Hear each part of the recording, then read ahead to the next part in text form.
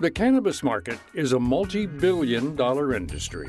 It's estimated that by 2025, medical and adult use sales will top $35 billion in the U.S., and it's only set to grow from there. Currently, recreational and medical marijuana use is legal in 15 states. Rewind back to 2012, and only Colorado and Washington made up this group. Part of the push to legalize? Cannabis is a mammoth moneymaker. Each year, the sector generates hundreds of millions of dollars in revenue for a state and also stimulates local economies, providing new jobs and opportunities for entrepreneurship. But individual entry into the market isn't so simple. It's a competitive space made up of big players, substantial upfront costs, and strict regulations that vary widely from state to state. Take Colorado, for instance. The marijuana regulations are expansive. At the present moment, I think that the retail and medical marijuana regulations from the state of Colorado are some 430 pages long. And there's a lot of ways that a business can violate those regulations inadvertently or via an employee slipping up. That's David Wunderlich, a senior attorney at the Hoban Law Group in Colorado. He specializes in providing general counsel to both small startups and large hemp and marijuana businesses. Over the years, he's seen several instances where the specificity of the law has led to lasting headaches. Sometimes violations come from the restrictive nature of marijuana regulations. I'm thinking of one case in particular where the city of Denver condemned a marijuana business location because of eminent domain. So the city needed it for public purposes. The licensee was unable to relocate its license because of a cap on locations in the city of Denver, and it produces a unique situation. Normally, any other kind of business could pick up and move across the city, and therefore they wouldn't be compensated for the loss of their business in an eminent domain proceeding. In this case, the regulations prevented them from doing that because of the details of this case. And we had to be creative to work within the regulations in order to save this business from actually just going out of business because they lost their location. The cannabis industry can be a steep mountain to climb for first-time licensees. In addition to navigating the many regulations, the costs to start a small cannabis business can quickly add up. On average, opening a dispensary can tally anywhere from $150,000 to $2 million, depending on location, size, and other factors. And for scrappy startups with little starting capital, getting a loan to support this upfront spending can be difficult. The kinds of loans that are available to marijuana businesses are typically more aggressive, have harder terms, are more expensive, take longer than any other kind of business that can take a loan against future revenue. With all of the barriers to entry, there are laws in place designed to help level the playing field against large corporations that are looking to monopolize the market.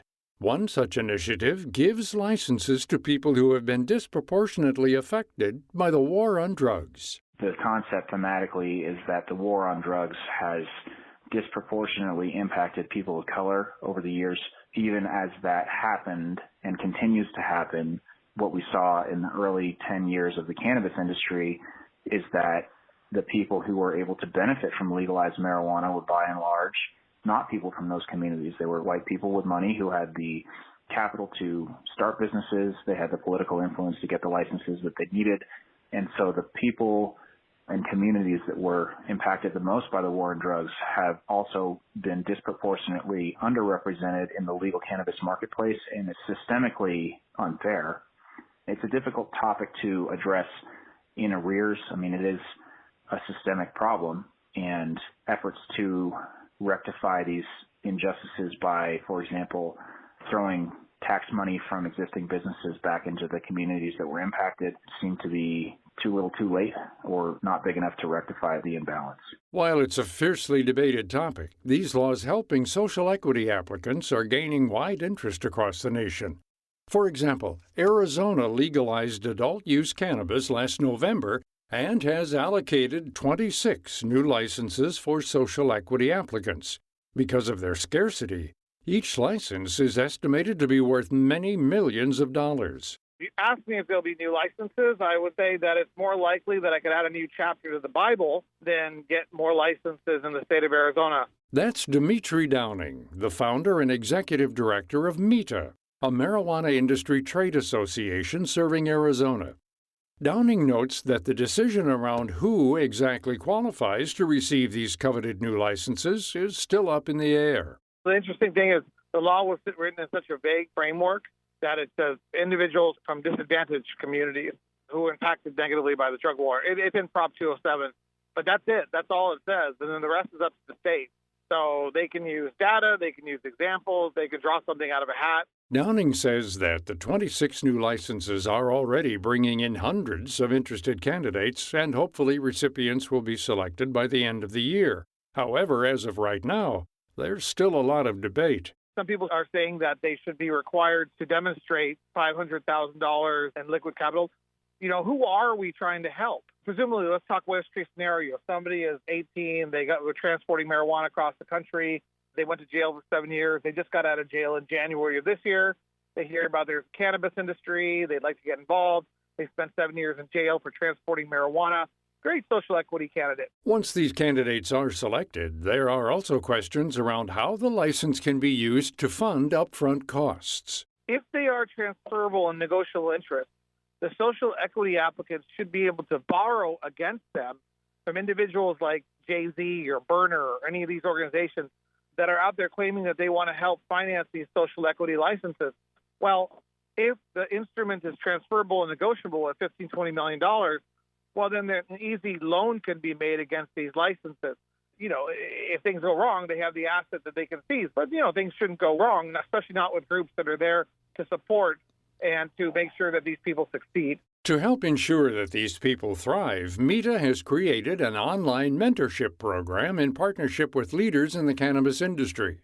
The modules cover different topics and are available for free on the META site and open to prospective applicants, as well as anyone interested in learning more about the ins and outs of the sector. It gets them ready and it inspires them. And, they're going to have to advocate for their own position as to why they should be eligible for social equity with the state in April, May, June during the deliberation process. Hopefully the state will make that a very public process. And so that will be exciting to see. Our task is to educate individuals as to how the industry works. It's something they don't get for free, something you can't even pay for, really. It's so rare that there's a program or a course that exists that teaches about how the cannabis industry works. Now we have, if you go to our website and you see who's involved, we have the highest of the highest leaders of the Arizona cannabis industry sharing information for free. Programs like this one run by META and the laws that back these types of licenses offer an opportunity for disadvantaged people to get a slice of the pie of the growing cannabis market. The only real way to improve access for minority applicants into ownership is to provide these economic incentives for that kind of ownership, because money talks, and without an incentive to do so from the government, there's no reason for someone with a lot of capital who's not from one of those communities to give away part of their investment to someone who doesn't have the same capital. Maybe to the extent that there are training programs, you can figure out a way for people seeking these kinds of ownership roles to gain some sweat equity. But again, that turns into a negotiation between the owners and the workers, and who has the upper hand in that. To learn more about the cannabis industry, links to resources, and our guests, David Wunderlich and Dimitri Downing, head to viewpointsradio.org. You can find a link to the free cannabis industry modules at mita-az.org.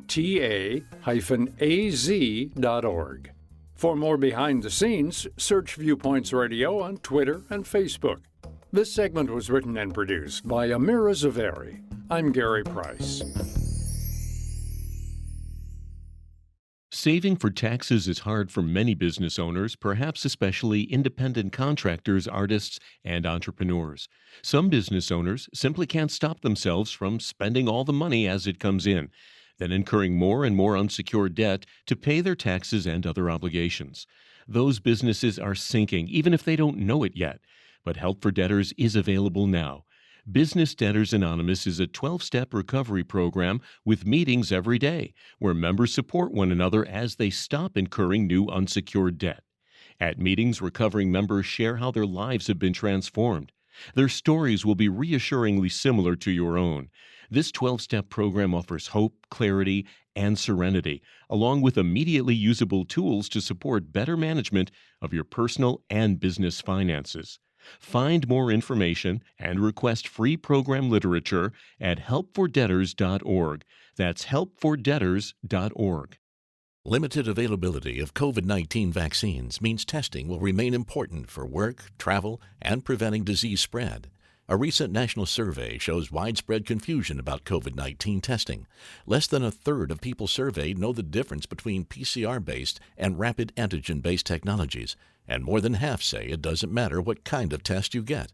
Dr. Manoj Gandhi, Senior Medical Director at Thermo Fisher Scientific, which commissioned the survey, says accuracy doubts could keep people from being tested at all. Nearly two-thirds of those surveyed believe COVID-19 tests can be wrong as much as half the time.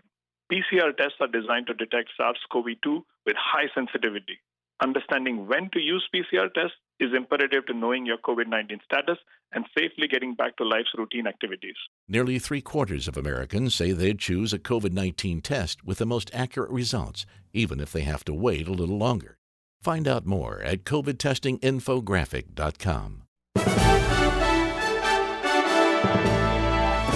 And that's Viewpoints for this week. Viewpoints is a production of MediaTrax Communications. Follow us on Twitter, Facebook, and Instagram to learn more about upcoming shows. And find a library of past programs on Apple Podcasts, Google Play, and Spotify. Plus, you'll always find previous segments and more information about our guests at viewpointsradio.org. Join us again next week for another edition of Viewpoints.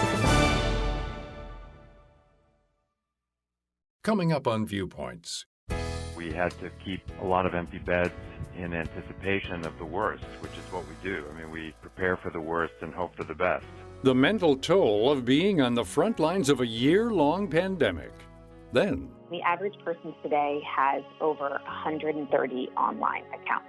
The importance of getting your affairs in order, both on paper and online. I'm Marty Peterson. and I'm Gary Price. These stories in depth on your public affairs magazine, Viewpoints.